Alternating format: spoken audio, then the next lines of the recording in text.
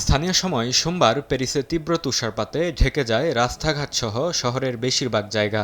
Eiffel tower এবং পার্কের আশেপাশের এলাকা বরফের আস্তরণে ঢেকে যায়। দেশটির জাতীয় আবহাওয়া সংস্থা মেতেও ফ্রান্স জানিয়েছে, রাতে তাপমাত্রা -4 ডিগ্রি সেলসিয়াস পর্যন্ত নেমে যাওয়ার সম্ভাবনা রয়েছে। এর মধ্যেও পর্যটকরা বেরিয়েছেন পরিবেশ উপভোগ করতে।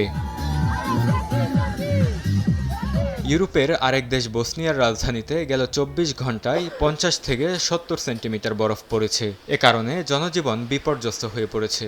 বরফের স্তর জমে সড়ক মহাসড়ক বন্ধ হয়ে গেছে। ব্যাহত হচ্ছে শহরের ট্রাম ও বাস চলাচল। স্থানীয় বাসিন্দারা বলছে, পরিস্থিতি নিয়ন্ত্রণে রাখতে কাজ করে যাচ্ছে প্রশাসন।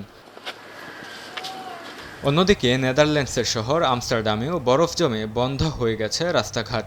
ডাচ রেলওয়ে কোম্পানি জানিয়েছে, রাজধানীসহ আশেপাশের অঞ্চলে বন্ধ হয়ে গেছে যাত্রীবাহী ট্রেন চলাচল। রাজধানীর শিপহল বিমানবন্দরে অন্তত ৫ শতাধিক ফ্লাইট বাতিল করেছে কর্তৃপক্ষ। সাময়িকভাবে বন্ধ রাখা হয়েছে বিমান অবতরণ। বরকতুল্লাহ, সময় সংবাদ।